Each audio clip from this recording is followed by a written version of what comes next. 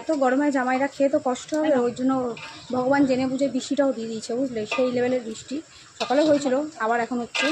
এই যে দেখো, এই দেখো, ছাতা নিয়ে রান্না হচ্ছে।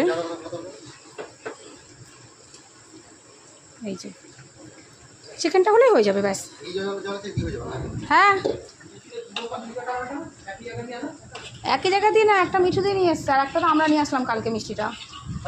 আমরা একটা নিয়ে আসলাম না কালকে, আর একটা মিঠু দিয়ে নিয়ে এসছে আজকে। হ্যাঁ, ওই জন্য। কি আর এখানে সবকটা পেরে পুড়ে রাখা হয়েছে বাটিতে বাটিতে। শোনো, এই শানটাই তো বললি আমায়। ওই যে বৃষ্টিতে ভিজে রান্না হচ্ছে আমাদের।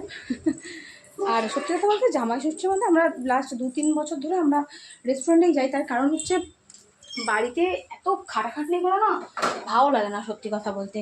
এই যে খাবারটা বলুন মাসি, না না আমি শর্টস করছি ডাইরেক্ট, ঠিক আছে? তো তার জন্য একদম মানে বলতে পারো আমরা বাইরেটাই করি। হ্যাঁ, না এই বাটিতে নেই, ওটা তো গলুর বাটি নয়।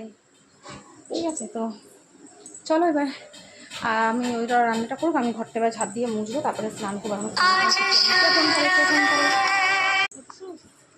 ঠিকই তো বলছো, সব দিকেই তো মেনটেন করতে হয় না।